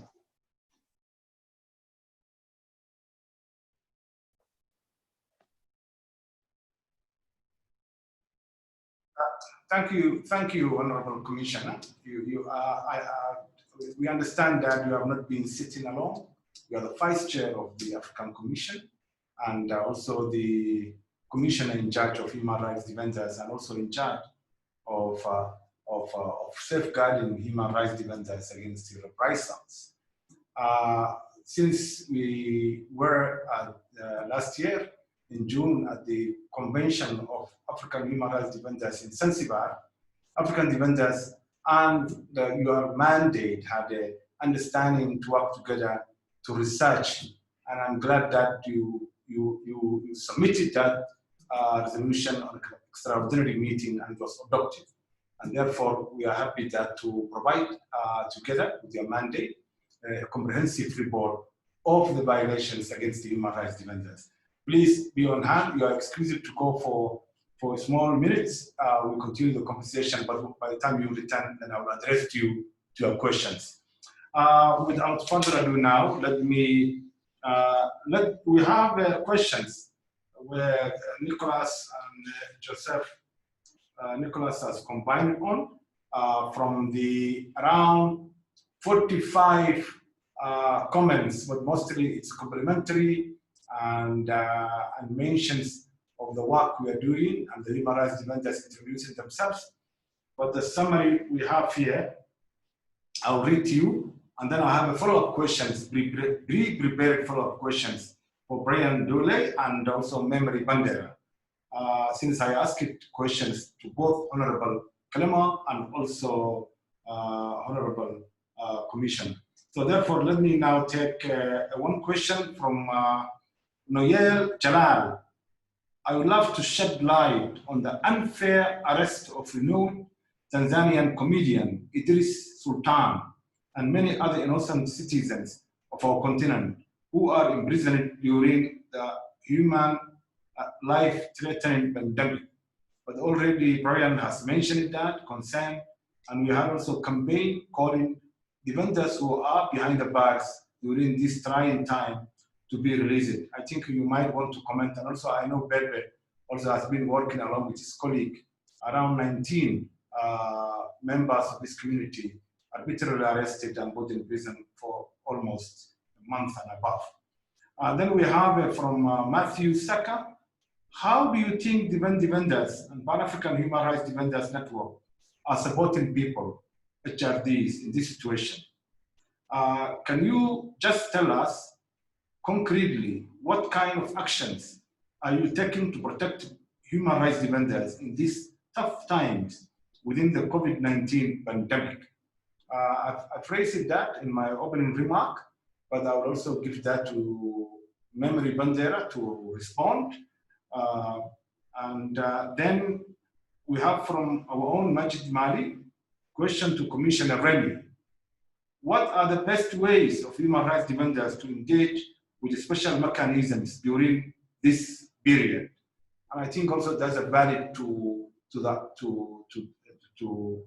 Brian and also to Clement, to how we engage you guys. And from Danny Lifeline, I have question for Memory. Is it difficult in ascertaining justice because of movement restriction? Accessing justice, I'm talking about. It's difficult in accessing justice because of the movement restrictions affecting women defenders more than other HRDs. That's a specific question for Memory. So now I will, as also questions come in the chat, I'm going to pick it up, but there are people who want to participate also live. Joseph will send me the list, and I will be as released paid since. And now I have also been briefed that Idris Sultan has been released on bail since, but he was imprisoned, but now he is out of the prison. For questions now, let me put also all of them to you guys, the prepared ones. So Brian, you take note. How can human rights defenders better protect themselves and each other during the pandemic? That's question number one. Number two, how to respond to online threat by pro-government trolls. Now it's becoming a very big challenge for private actors. Number three, what result can be reported regarding the calls to release HRD from detention in COVID times? That one you responded already, but you can also have some highlights if you may be aware of global things. For Memory, how are women coping during this period? Are there best practice in place that can be shared? Number two, what are some of the recommendations that you can make to women human rights defenders, national institutions for human rights, and the regional and international mechanisms for the protection of women human rights defenders. Thank you. So I will start now with Commissioner Rémy to again come back and have a take of what has been asked. Oui, merci. Je dois d'abord indiquer, je le disais depuis le début de notre entrevue, que nous avons des coupures pour l'interprétation en français, mais j'ai pu comprendre que la question est formulée ainsi, les actions, comment nous nous engageons avec les États lorsque les droits des défenseurs des droits de l'homme sont violés. C'est ce que j'ai pu comprendre par des bouts de phrases, j'espère que c'est ça la question. Et si c'est ça la question, eh bien, je vais y répondre de manière très simple. Le mécanisme, il est proactif, dans le sens où il a la capacité lui-même de rechercher les cas de violation des droits des défenseurs des droits de l'homme et de devoir interagir avec les États ou bien recevoir de ses partenaires, qui sont les institutions nationales des droits de l'homme, ou bien les organisations non gouvernementales, des faits qui montrent clairement que ceux qui travaillent dans le secteur de défense des droits de l'homme ont des difficultés avec les gouvernements en place. Une fois que ces faits sont reçus, et si nous parvenons à les recouper et les vérifier, nous agissons par les voies diplomatiques. Ça fait que la procédure au niveau de la Commission, ça reste d'abord principalement une procédure confidentielle, par des voies diplomatiques, c'est-à-dire par ce que vous appelez les lettres d'appel urgents que nous envoyons via les canaux diplomatiques, les cadres diplomatiques au gouvernement pour qu'ils puissent nous éclairer la religion du mécanisme par rapport aux violations aux allégations dont les gouvernements sont, n'est-ce pas, accusés d'avoir perpétré contre les dispositions de la charte qui protège non seulement les droits, mais c'est aussi qui protège ces droits-là. Il arrive que les États répondent plus ou moins rapidement, mais d'autres États ne le font pas. Ils gardent silence. Mais l'autre interaction arrivera lorsque nous présentons notre rapport. Vous savez que la Commission fait des rapports aux organes délibérants de l'Union africaine lorsque nous présentons notre rapport. Aux organes délibérants, par exemple, au comité de représentants permanents qui réunit tous les ambassadeurs, ou bien au conseil exécutif qui réunit tous les ministres des Affaires étrangères, lorsque nous présentons le rapport annuel des activités, nous mettons les cas. Et nous signalons bien évidemment les cas pour lesquels nous avons reçu des réponses et les cas pour lesquels les réponses ne sont pas parvenues. Mais généralement, les ambassadeurs, c'est à ce moment-là que nous interagissons encore davantage avec eux parce qu'ils finissent par réagir, par dire « Ah, on n'a pas reçu l'interpellation que vous nous avez faite » ou bien s'ils ont agi dans le sens positif en faveur des défenseurs de droits de l'homme, il ne manque pas de le souligner. Et il arrive même que les États, si vous n'avez pas souligné qu'ils ont agi et collaboré avec le mécanisme, ils demandent à ce que cela soit mentionné au rapport. C'est comme ça que nous interagissons avec eux. Si par ce canal-là, la lettre d'appel d'urgence, ils n'ont pas réagi, ils le font lorsque nous sommes devant les 55 ambassadeurs qui représentent les États au niveau de l'Addis Abeba. Si à ce niveau-là, nous ne sommes pas interpellés, nous ne nous engageons pas avec les États, ça se fait au niveau du Conseil exécutif. Le ministre des Affaires étrangères, lorsqu'il arrive la veille des sommets, parce que le rapport passe aussi entre leurs mains, nous le faisons, nous nous engageons également avec eux. Deuxième possibilité, c'est lorsque nous allons dans les missions de promotion de droits de l'homme dans les États, eh bien, nous nous assurons toujours pour connaître, bon, nous sommes en train d'aller au Togo, nous sommes en train d'aller au Côte d'Ivoire, en République démocratique du Congo, au Zimbabwe, au Malawi, en Afrique du Sud. Quels sont les cas des défenseurs de droits de l'homme qui ont été victimes de représailles, les cas de violations de droits de l'homme qui ont été victimes de violations de l'un ou l'autre droit qui protège la charte africaine des droits de l'homme et du peuple, pour que nous puissions directement, en ce moment-là, les porter à la connaissance des autorités publics, les ministres et les hautes autorités de l'administration ou même au chef de l'État ou au Premier ministre parce que nous interagissons avec eux dans les missions de promotion de droits de l'homme. Nous portons ces cas à leur connaissance et il arrive qu'on puisse dénouer certains cas difficiles en ce moment-là. Si à ce moment-là on ne parvient pas à le faire, la troisième hypothèse, c'est lorsque les États arrivent pour pour présenter leur rapport périodique tous les 2 ans, comme vous le savez, mais les États prennent parfois du temps, 4, 5, 6, 7, 8, 9, parfois 10 ans, pour pouvoir venir présenter un rapport. Mais c'est aussi une occasion pour nous, à ce moment-là, de devoir interagir avec les États sur la situation des défenseurs des droits de l'homme. Alors, si vous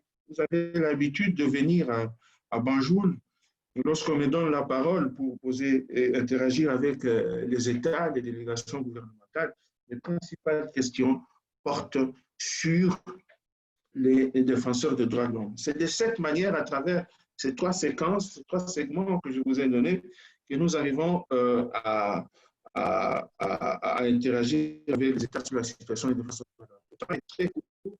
Je voudrais limiter ma réponse par là pour permettre à mon collègue Clément, qui a reçu quelques questions, et aussi à Brian, de devoir répondre à d'autres. Je vous remercie.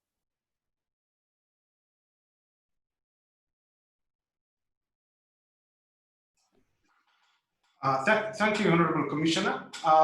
To make it more interactive, also there are people who have raised their hands from the floor, and I want to give them 3 of them.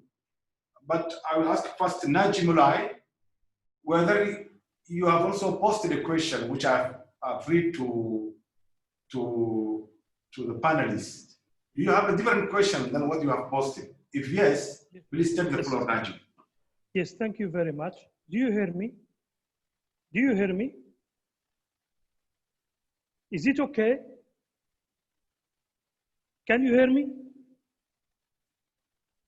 We can hear you, Naji. I can't hear Naji. Yes? Okay, okay. Thank you very much. First of all, I would like to thank Mr. Hassan Shire, the President of Defenders, for this invitation. Also extend my thank to the panelists for their comprehensive interventions.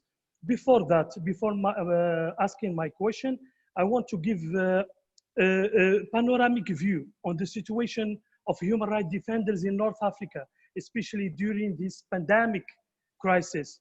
So, as we noticed through our network, that there is a restrictions on human rights defenders, intimidation, repressal during the period of emergency. So governments use tactic restriction to the work of civil society. Javier, yes? You do English, you are repeating French. No, English, I prefer English. Is better? Yeah. Yes? Okay. Hello? Okay.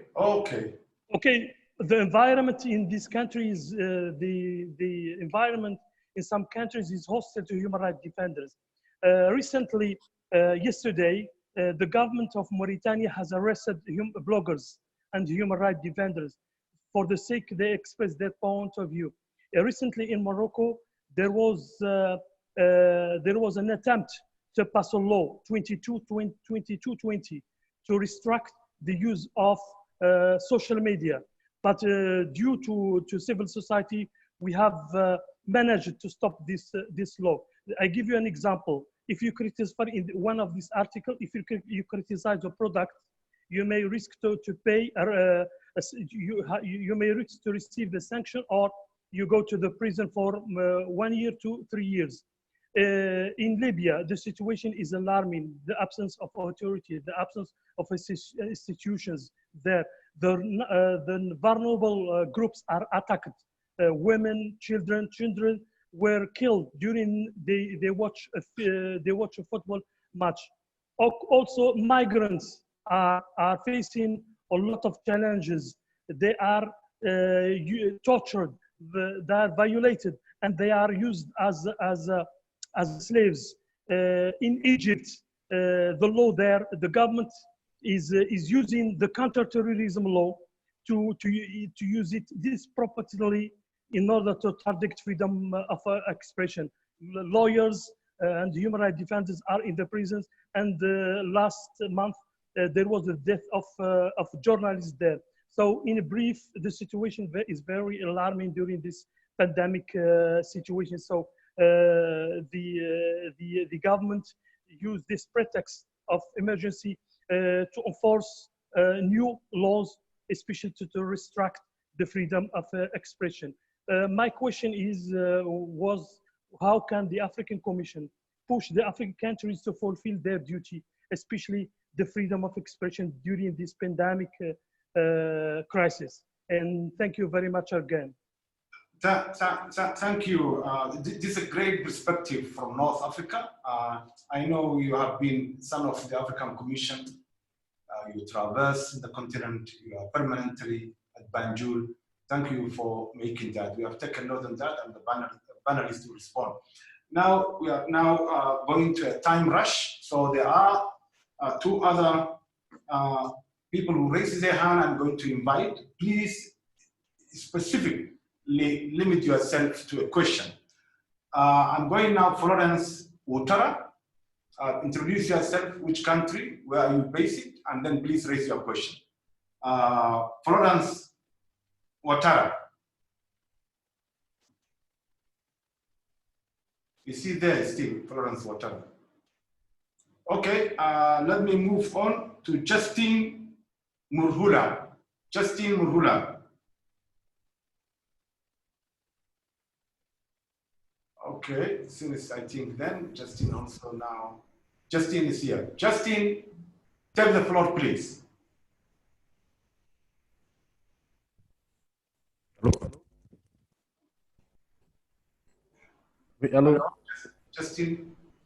Ouais, vous me captez? Yes, please. Yes, vous me captez? Je parle français. Yes. D'accord, merci beaucoup. C'est un plaisir d'être dans cette conférence et j'ai une question à poser à Honorable Rémy. Actuellement, en RDC, il y a certaines zones qu'on a confinées partiellement ou totalement et il y a des DDH qui travaillent dans ces zones pour lesquelles on n'a pas donné une permission spéciale de sortie. Je voulais savoir, en tant que commission, qu'est-ce que vous faites pour permettre à ces DDH, à ces journalistes même, de continuer à travailler malgré les conditions de déconfinement, partiel ou total. Il y a un petit exemple au niveau du site Kivu. On a confiné la commune de Bandera et le gouverneur avait juste choisi quelques 2 ou 3 médias qui étaient d'accord avec lui et a bloqué l'accès à tous les autres journalistes qui n'étaient pas d'accord avec lui. Alors, je voulais savoir qu'est-ce que fait la commission dans ces conditions où certains DDH, certains journalistes n'ont pas accès à certaines informations ou ne peuvent pas sortir de la ville dans laquelle ils sont confinés. Voilà ma petite question.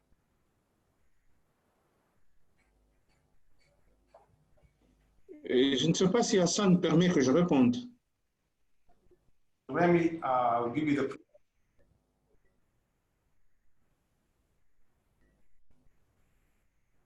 I will be giving you that response, but let me make the final question to you as well, which has been sent by Ulali Sibisi.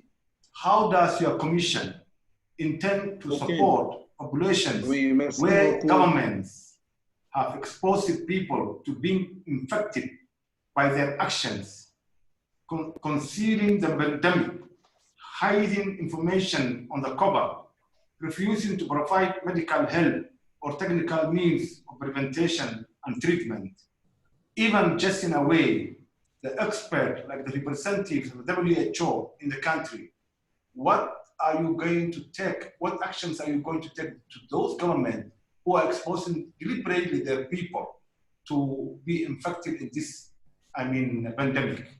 That's also a question to you. I will give you the floor and you will take it from there. 2 questions. Commissioner, the floor is yours. Merci beaucoup. Merci beaucoup, Hassan. Je salue M. Justin Mougoula, défenseur des droits de l'homme en République démocratique du Congo, au Sud Kivu. J'ai pris bonne note que il y a des défenseurs des droits de l'homme qui sont confinés, qui n'ont pas la possibilité de sortie. Le cas du gouverneur qui a mis en confinement, qui a créé un lockdown pour la commune d'Ibanda, en choisissant quelques médias qui peuvent accéder aux informations et en verrouillant la liberté de de circulation d'autres défenseurs de droits de l'homme qui ne peuvent pas aller partout comme ils veulent.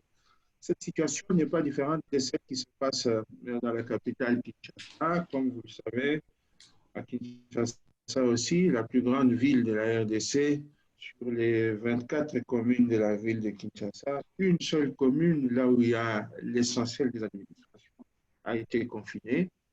Nous avons des cas du même genre où certains journalistes ne peuvent pas accéder dans cette zone qui est confinée, et ceux qui sont dans la partie qui est confinée, qui ne peuvent pas sortir avec la situation des autorisations de sortie, des cartes d'accès qui sont distribuées de manière tout à fait arbitraire à certains et pas aux autres. Ce que je pouvais attendre de Justin, si vous connaissez bien le mécanisme de défense des droits de l'homme, comme je vous le disais au début, c'est que nous sommes un mécanisme proactif. C'est-à-dire que nous-mêmes, nous pouvons déjà interpeller le gouvernement, mais dans la plupart des cas, n'ayant pas de moyens pour avoir les yeux partout et à chaque instant, nous attendons des organisations non gouvernementales de nous faire remonter l'information. Vous nous saisissez avec des faits, nous réagissons immédiatement en contactant le gouvernement pour essayer tant soit peu de trouver des solutions. Et ce que je crains, en toute honnêteté, ce que je crains, c'est qu'entre le moment où nous devons agir, où vous devez nous faire arriver les faits, nous devons agir si la lettre leur parvient, que ça ne puisse prendre du temps. Mais nous essayons souvent, parfois nous appelons même les ministres en leur envoyant une copie de la lettre d'appel urgent pour leur dire qu'il faut essayer de moduler, de libérer un certain nombre de droits pour certaines personnes afin qu'ils puissent faire leur travail librement. Ce que vous devez faire, c'est d'entrer en contact avec nous. Je crois que je vous ai écrit, je viens de vous écrire à travers les échanges tout à l'heure. En bas de votre question, je vous ai donné un numéro de téléphone, le mien, où vous pouvez nous transmettre. On va échanger, continuer à échanger par WhatsApp. Vous pouvez nous transmettre vos préoccupations et nous allons les partager avec le gouverneur pour pouvoir lui dire de devoir essayer de vous permettre de travailler librement en tant que défenseur de droits de l'homme. C'est l'unique chose que nous pouvons faire. Donc, vous avez mon numéro qui est là. Je vous l'ai envoyé dans la conversation de groupe Zoom. Vous pouvez continuer à interagir avec nous par WhatsApp comme ça. On va dégager un peu de temps pour laisser aussi aux amis qui sont là, qui attendent Clément, Brian et les autres, qui puissent obtenir leurs questions. Voilà, je vous remets la parole à Hassan pour ne pas trop monopoliser. Merci. Thank you so much, Commissioner Rémy. Now, let us move now. We are now the last minutes of our 2 hours, even though 5 minutes we can still add, so that all the panelists will have time to make also concluding remark and also respond to questions. Some of the questions posted to the rest of the panelists, some of them, they already responded. So what you have made in your remark, you don't need to repeat it. But the questions which have been directed to you now, you are going to respond. So in this case, let me invite Honorable Special Rapporteur on the Freedom of Peaceful Assembly and Association, Clement Voule, to respond to some general questions which has been posted to him, if I may recall properly. Clement, the floor is yours. Yes, thank you very much, Hassan. And quickly, because of we are short of time, I would I think one of the questions that I would like also to address is about the election, which the Commissioner Rémy mentioned, and also how to engage the special rapporteurs.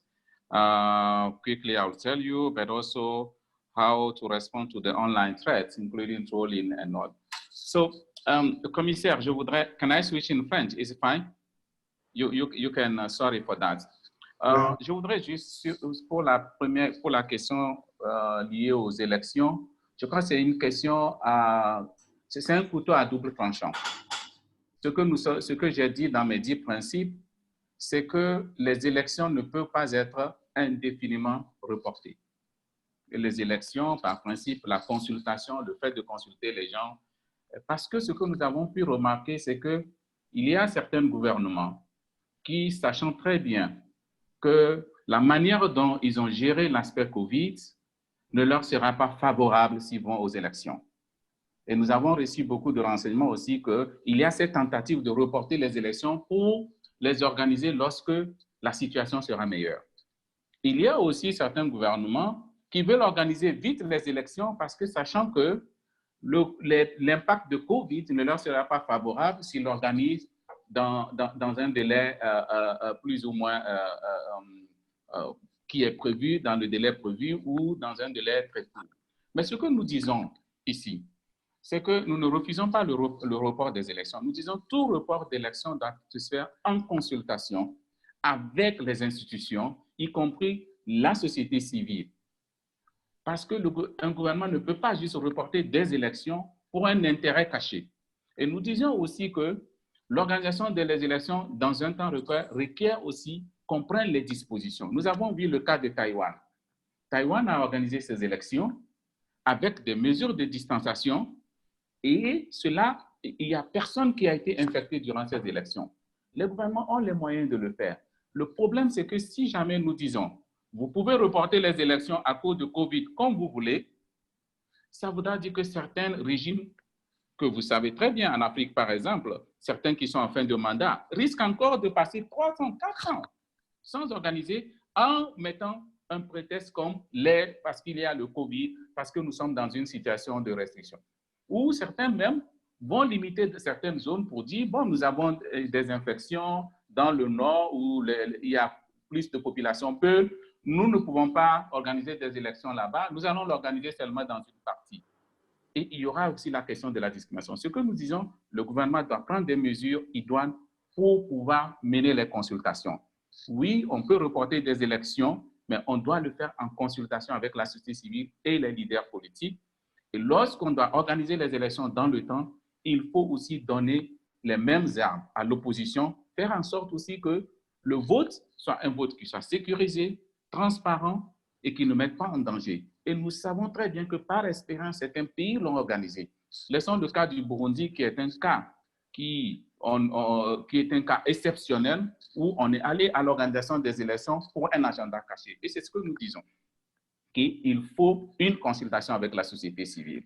Et si vous lisez bien les 10 principes à cette partie, je l'ai développé, mais je sais que cette question me revient souvent. Non, on peut les élections. Non, nous ne disons pas que le report n'est pas possible. Il est possible, mais en consultation. La deuxième question sur laquelle c'est how do you contact the special rapporteurs? I think probably that Joseph also will put there my email address or the email of the mandate. And since also the outbreak of the COVID, I ask one of my staff to be dedicated only about on the issue of the COVID, because we need to keep reminding our government that the COVID is not about only the health issue, about a human rights issue. Because if we are not able to put this message clear, what is happening is that all the committees now that are dealing with COVID at the national level, there is no one that is a human rights expert on this. You have the army, you have some health issue, but nothing about the human rights or all the funding that is given by the international community for state to address. There is no funding dedicated for the human rights defenders' work. While we know that COVID is not about only health, it impacts human rights, and you develop them well here. And I hear all of you saying that. So we need to keep reminding that. And then the last thing I want, all of the information, I think Joseph will put it on the you will see how to contact me. And then we receive a lot of cases. You mentioned Nadi from Egypt, issue of Egypt. I'm also meeting currently with some governments from Africa on some specific issue that I received. Because for me, it's not, I'm saying it's not just about also communication, but I want to follow some of my communication to be able to meet with government, to discuss with them, and also give them my perspective on where I see that they are implementing what should be the mandate or what should be under the emergency law. And the last thing I want also to say is about the online trolling. As you know, in this 10 principle, I also mentioned the online issue. The COVID showed us how important our work is on online. And in 2018, I present the report to the Human Rights Council talking about freedom of association and assembly in digital age. And since then, I was doing my best to convince the Human Rights Committee, which is drafting general comments on peaceful protest, to include a provision to recognize that online space is also space where you can exercise the freedom of association and peaceful assembly. And I think this COVID showed the importance, including our own work, including also, it was the only place where we were able to communicate with the outside world, where we were able to communicate with. And we know that governments are putting restriction. Governments are using trolling on online to prevent, for example, defenders, to prevent women human rights defenders to continue their work. And I mentioned this clearly in that this space should be secure at the same time as we request that the offline should be secure in order to allow online activism. And I want to end also, because I don't know if I will have time for the floor, but I invite you to have a look to my report, but also to have a look to these 10 principles on online. But the last thing I want to say is that for me, it's also important for us also to think about what will the post-COVID world will look like, what the activism in Africa will look like after COVID. And recently, I was also talking to some donors, telling them that if you are thinking that COVID is only about health issues, what you are doing is that you will preventing human rights defenders, in particular coming from Global South, to have enough resources to be able to work. Because what is happening, a lot of development funding will be going to health issues. Then we need, and now to continue to fight. Some of the funders, some of the donors will probably renounce on some of their contract, their commitment. So we need to keep reminding them that COVID-19 have more impact on our life, they have more impact on human rights than what some of the governments trying to show. So for me, it's important also, if possible, to think about that at some point to have a very discussion around what should be the activism after the COVID, because I can tell you, we will be, after COVID, seeing certain things, certain practices emerging, and we need to fight them now. We need to be prepared to respond to this COVID. That's why I invite also my friend and my Commissioner Rémy, that we need to work together, because some governments are preparing to use this COVID to restrict completely civic space at the national level. And we don't need to let them know. We built this democracy for many years, we fight for many years, we build all of this, we sacrifice everything. It's not now the time to give up. So thank you very much, Hassan. Clement, this is a very, very good remark. And yeah, we will follow up. And by the way, for the information of the rest of the people as well, some donors, they really responded to COVID-19 very well by giving leeways to human rights defenders on the ground to be flexible in their programs, and also some of them increasing the support they were giving. Yes, exactly. As you know, women human rights defenders, members of the LGBTI community, and other human rights defenders, we reached out in a comprehensive way. And I don't want to name names here, but there are a number of our partners who have really responded generously. I move now to, thank you, Clement. I move now to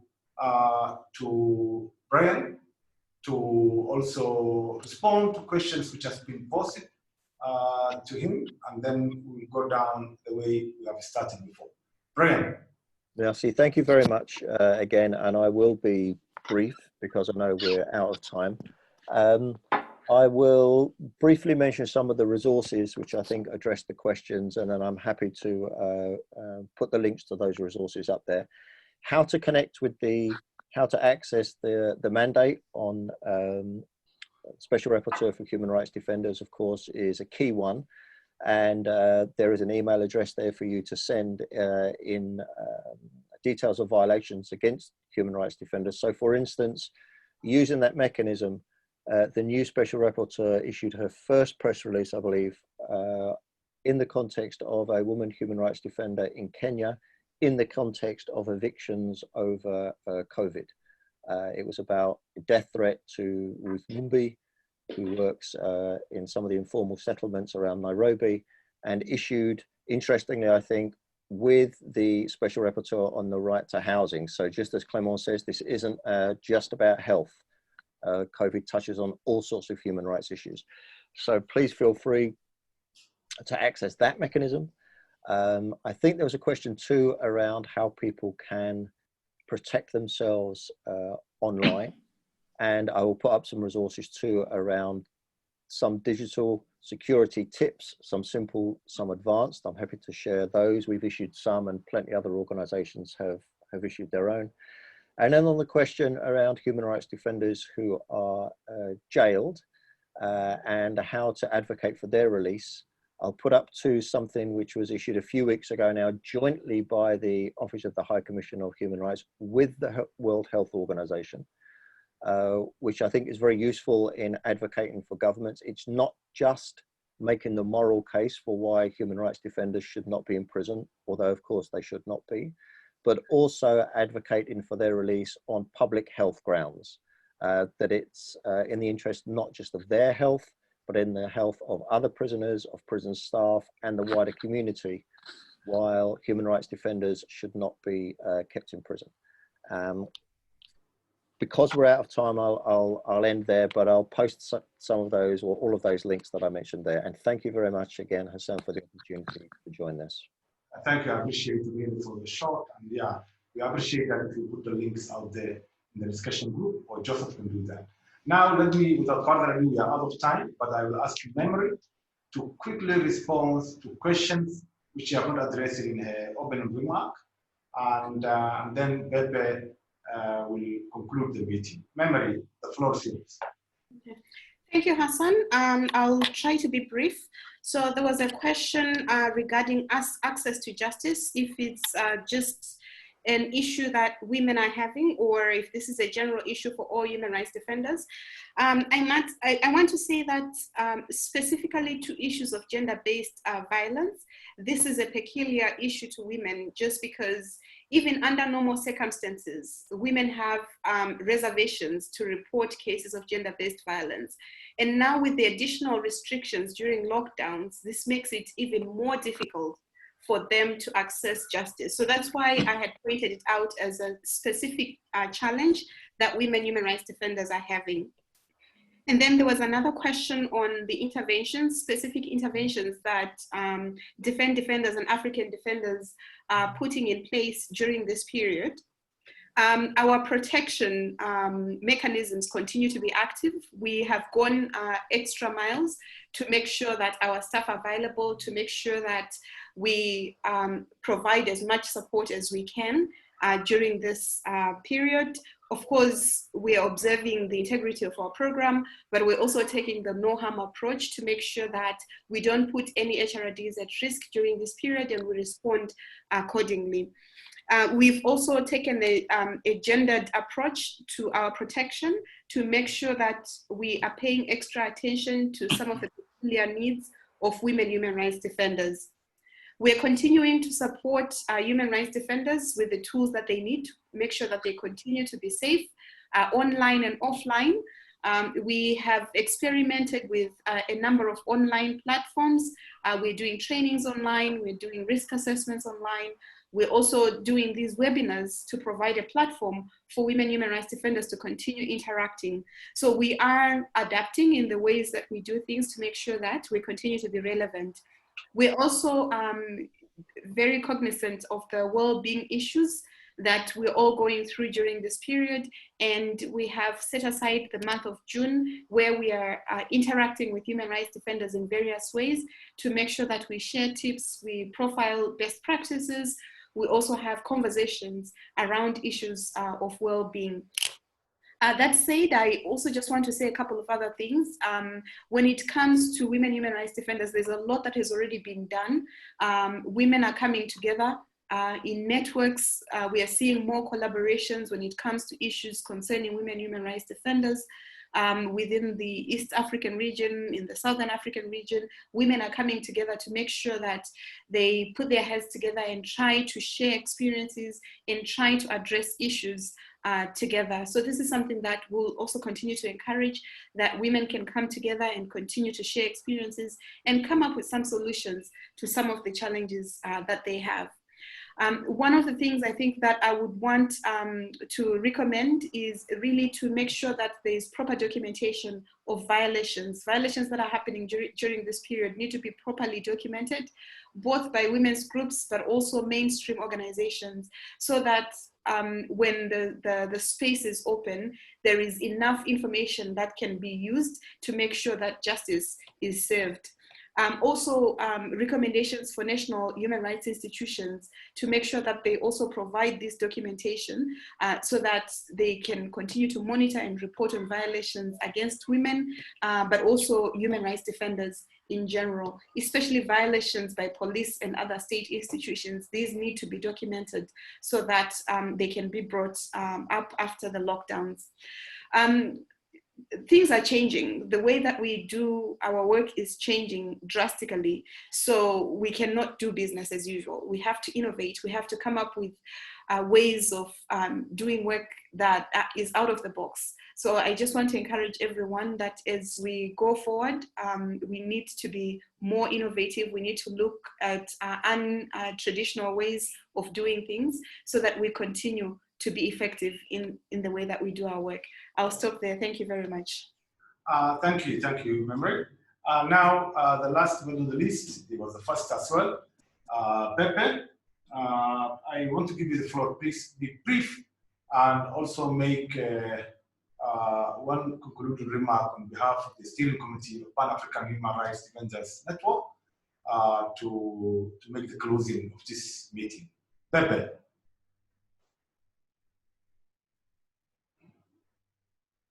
If it is still online, Pepe. Pepe. I'm sorry. I'm here. I'm right here. Okay. I'm really happy to go after Memory because the things that Memory has pointed out as coping mechanisms for the LGBT community, the things about virtual networking across Africa with other LGBT organizations, but also with specific concern around transgender persons. We have surveys that are also being, people participating in, and we are sending around across the continent, but also just in the country and the East African region for us to be able to capture and document what the crisis, the impact of the pandemic has been towards the transgender community, but also webinars where we are talking more to help people understand what the particular community, the transgender community is facing, the resources towards transgender documentation or research or crisis monitoring and interventions are still very low, but a couple of donors who have really come up to say that, we can reprogram and refocus the resources towards particular things that we need to focus on transgender activism or human rights defense. I also want to mention something that is really critical that I didn't mention as a challenge, that COVID-19 has also really pushed us into a corner where we have to work with actually transphobic, people that, the outside world calls allies, whereas for us, they continue to pose a danger to us. But because access has been very, very minimal, we've had to deal, to take from people who actually continue to endanger us. But because of the COVID crisis, those are the people who are closest to us, and we've had to deal with that. Also, in conclusion, I want to say that it's very pertinent and it's really good that the African Defenders Network is continuing these conversations. It's good that we are taking the lead, and these webinars really need to continue. And I'd love to see that, a next webinar or the series take some particular focus on mental health issues. As much as COVID-19 is a health crisis, we've had a special rapporteur for HRDs, Rémy, this, submit around that. We also had from Clement Voule also, talking about how this is not just a health crisis. It is a human rights issue. It is a minority issue which must be addressed, in totality. And for us as African Defenders Network, we need to continue and making sure that these issues are discussed and brought to the forefront, and for us to continue championing the issue. And I thank you all for really being part of this discussion today and for giving us a chance, and particular focus on transgender persons on the continent. Thank you so much, Hassan, for your moderation. Thank you so much. Really, we now over time, 17 minutes. Thank you for your patience. We clock it sometime 93, 94, and now but 64 solid people are still online. We want to do a round of applause and shout out of thank you to our panelists. And also our administrators and our ICT support team, Daniel, Doncian, they are still with us, and also interpreters, Faisal and Pakir, and our own Javier, who were also doing really tremendous work. Let us also have a round of applause to them. I thank you so much for sticking with us. Let us meet on another webinar, and I wish you all the best, and have a good night and good afternoon, those who are still in here. Thank you. Bye. Bye. Bye-bye. Bye-bye. Thank you. Bye. Bye. Thank you. Goodbye. Goodbye. Goodbye. Bye.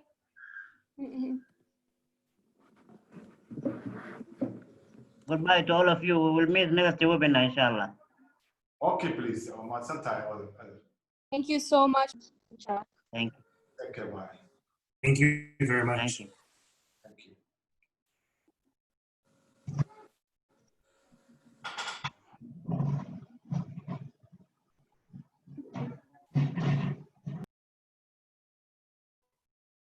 Stand up.